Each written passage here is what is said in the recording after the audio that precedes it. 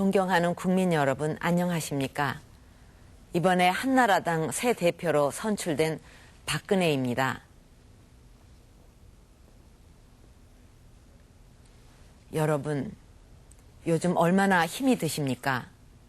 시장에서, 쪽방에서, 중소기업에서 만나뵌 많은 분들이 하루하루를 살아가는데 얼마나 힘들어 하시는지 피부로 느낄 수 있었습니다.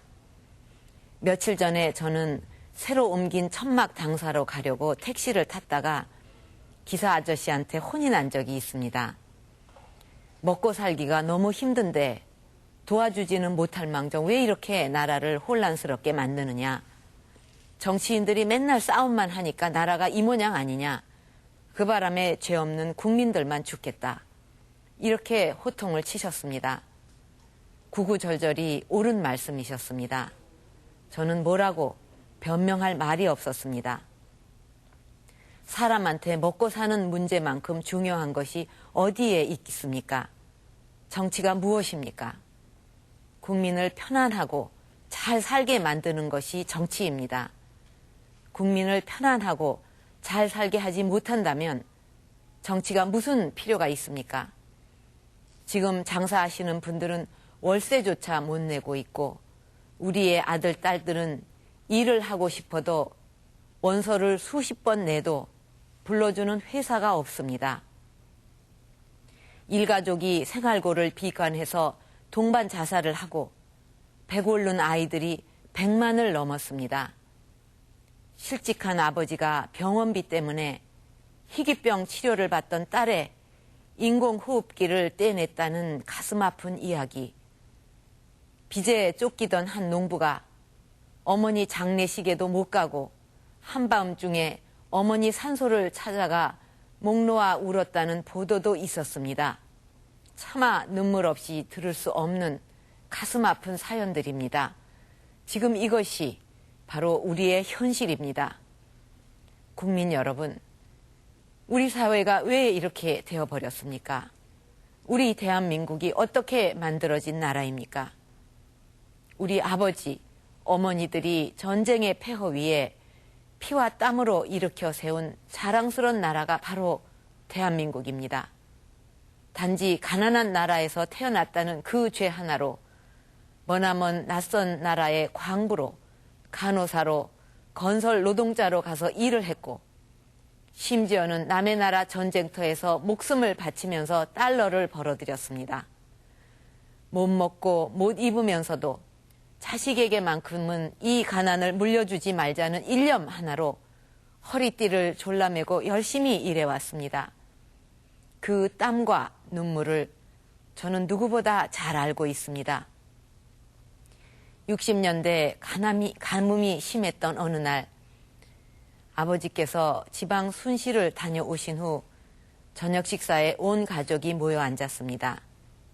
그러나 아버지께서는 식사를 하지 못하셨습니다. 어머니께서 왜 식사를 안 하시냐고 물으시니 한참 동안 천장만 바라보시다가 말씀하셨습니다. 지방에 가서 만난 아이들의 얼굴에 온통 버짐이 피어 있었고 빡빡 깎은 머리마다 기계충이 옮아 있었고 그 아이들의 어머니들은 먹지 못해서 얼굴과 손발이 퉁퉁 부어 있었다고 하시고는 그냥 자리에서 일어나 나가버리셨습니다. 나가시는 뒷모습에서 아버지 어깨는 흔들리고 있었습니다. 저희 식구들은 그날 아무도 저녁밥을 먹을 수 없었습니다. 그 아이들의 맑은 눈동자 속에 배어있는 배고픔과 삶에 찌든 아이들 어머니의 슬픈 눈동자를 아버지께서는 외면하지 못하셨을 겁니다. 아마 돌아가실 때까지 외면하지 못하셨을 겁니다. 그렇게 가슴에 맺힌 한을 풀기 위해서 우리는 정말 열심히 일했습니다. 그렇게 일으켜 세운 대한민국이 지금 이렇게 무너지고 있는 것입니다. 저는 이 자리에서 대통령의 잘잘못을 말씀드리지 않겠습니다. 정부와 여당의 책임을 따지지도 않겠습니다. 저희 한나라당은 왜 잘못이 없겠습니까? 국민 여러분의 아픔을 제대로 보살펴 드리지 못한 저희부터 반성하겠습니다. 무슨 일이 있더라도 경제만큼은 저희 한나라당이 책임지겠다는 약속을 드립니다. 저는 대표가 되자마자 천막 당사의 경제 현황판부터 만들도록 했습니다. 매일매일 경제 현황을 꼼꼼히 챙길 것입니다.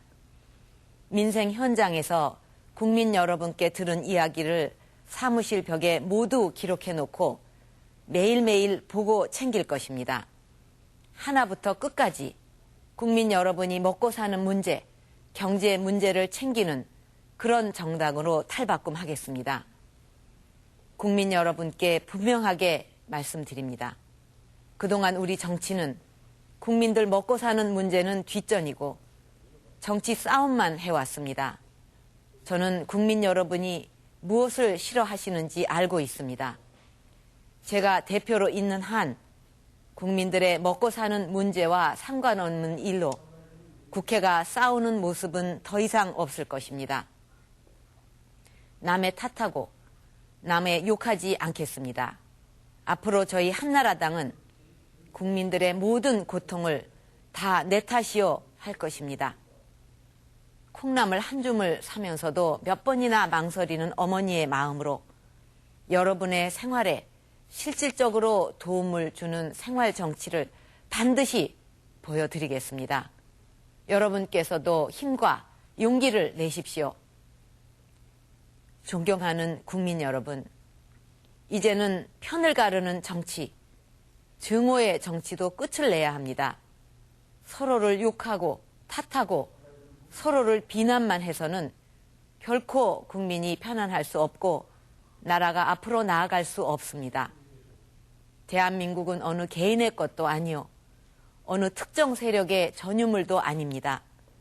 대한민국은 국민 모두의 땀과 노력으로 만든 우리 모두의 공동체입니다.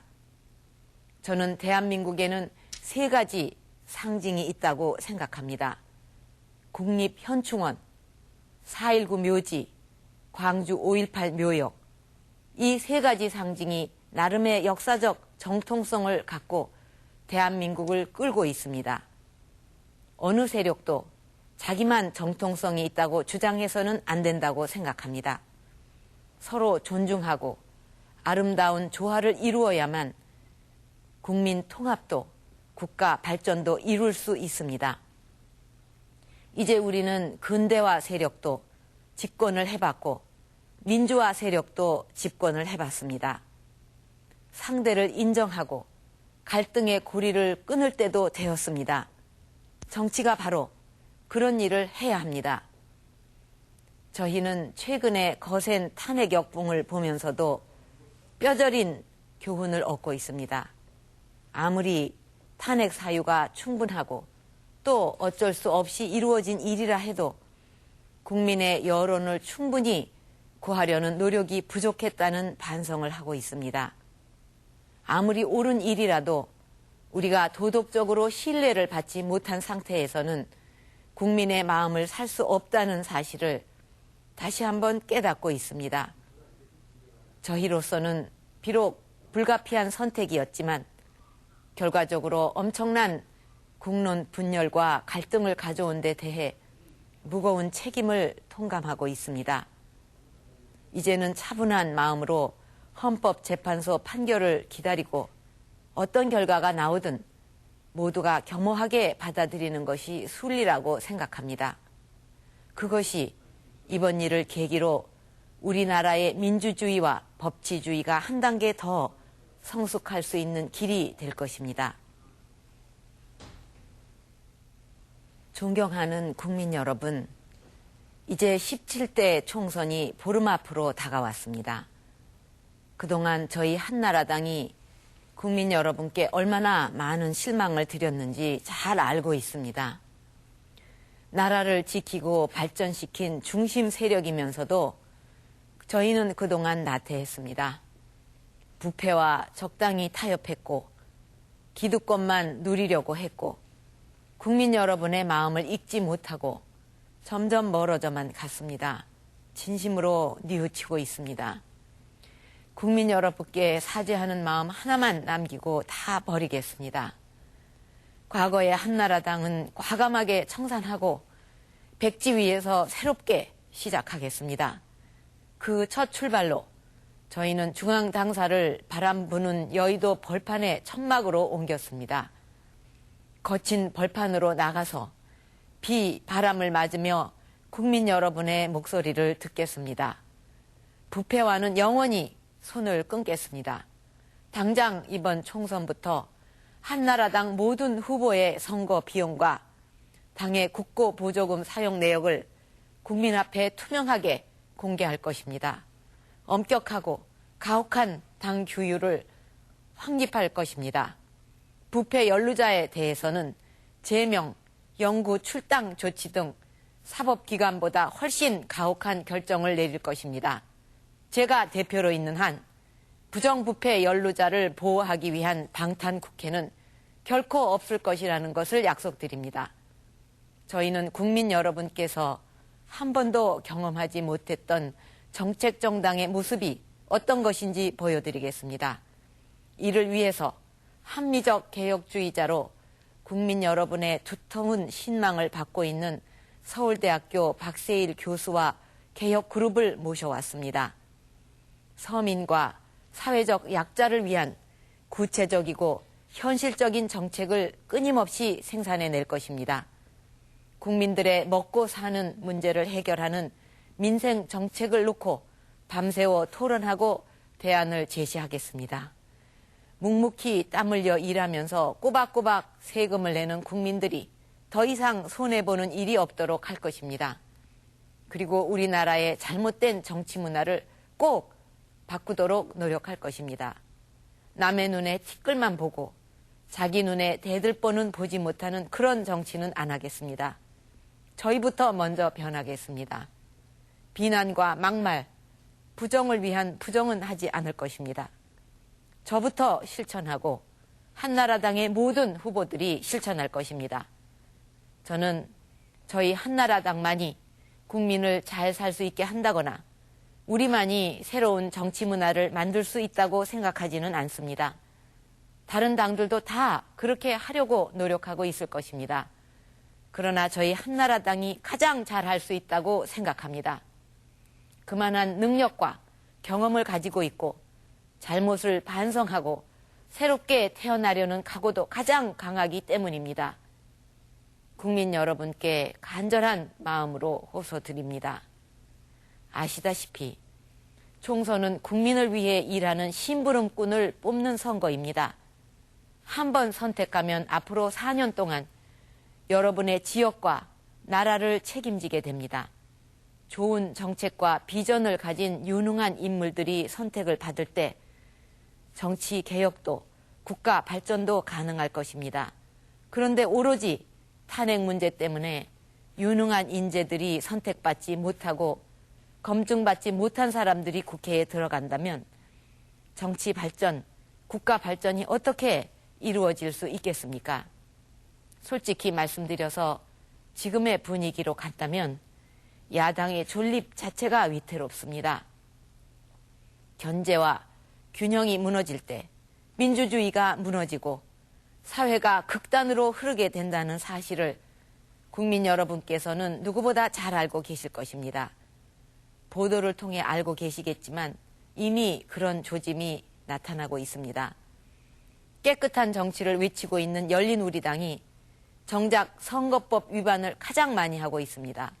벌써부터 이런데 아무도 견제할 수 없는 절대 다수의 일당 체제가 출현한다면 대한민국이 어떻게 될 것인지 현명하게 판단해 주시기 바랍니다.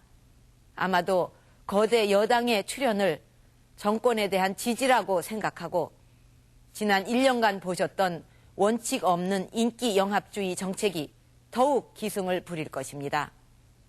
나눠 가질 빵은 점점 줄어들고 있는데 분배를 요구하는 이익 집단의 목소리는 폭발적으로 높아질 것입니다.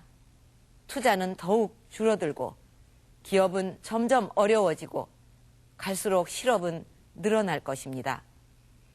정권이 제대로 견제를 받지 않고 인기 영합주의에 빠져서 결국 삼류 국가로 전락하고 말았던 남미 국가의 길을 걷게 될 위험이 너무도 큽니다. 이것은 제가 정부 여당을 비난하기 위해 드리는 말씀이 아닙니다. 저는 진심으로 걱정하고 있습니다. 노무현 정부가 들어선 후 국정 운영이 과연 어떠했는지 차분하게 되돌아보시고 국회까지 거대 여당이 장악을 했을 때 과연 이 나라가 어디로 갈 것인지 냉정하게 판단해 주십시오. 대통령과 정부를 감시하고 견제해야 할 야당이 소멸되는 것이 과연 나라를 위해 바람직한 것인지 한 번 더 깊이 생각해 주십시오. 정권이 불안하고 위험한 길을 갈 때 최소한 권력을 견제할 수 있는 건전한 야당을 만들어 주십시오. 존경하는 국민 여러분, 저는 한나라당 대표가 된 다음 날 명동 성당에서 고해성사를 하고 영락교회에서 참회의 기도를 드렸습니다. 조계사에서 108배를 올렸습니다. 국민 여러분께 지은 죄를 용서해 달라고 빌었습니다. 내일에 대한 기약도 없이 절망하고 있는 우리 국민들에게 희망을 달라고 빌었습니다. 존경하는 국민 여러분, 저는 국민 여러분께 큰 빚이 있습니다. 그 빚은 부모님이 돌아가시고 오늘의 제가 있기까지 국민 여러분께서 부모님과 형제 자매가 되어주셨기 때문에 고난을 딛고 일어설 수 있었다는 것입니다. 이제 제가 바른 정치를 해서 여러분께 그 빚을 갚고 싶습니다. 지금 저희 한나라당 새롭게 태어나려고 몸부림치고 있습니다. 가장 절망적인 위기에서 제가 대표로 선택받았습니다. 저는 절망에 빠진 가정의 어머니가 된 심정으로 해나가겠습니다. 어려운 환경에서 10명의 자녀를 맡았더라도 어머니는 그 자녀들을 굶기지 않습니다. 어떤 수를 써서도 굶기지 않고 학교도 다 보냅니다. 그런 정신으로 하겠습니다. 어머니가 강한 것처럼 무슨 어려운 일도 할 수 있습니다. 고통스럽지만 꼭 이겨내서 여러분 앞에 당당히 서겠습니다. 새롭게 거듭난 저희 한나라당이 오늘보다 나은 내일을 만들겠습니다. 국민들이 살기 좋고 편안한 나라를 꼭 이루겠습니다. 저와 저희 한나라당의 간절한 마음을 받아주시고 마지막으로 한나라당과 저에게 기회를 한 번만 더 주시기를 간곡히 부탁드립니다. 감사합니다.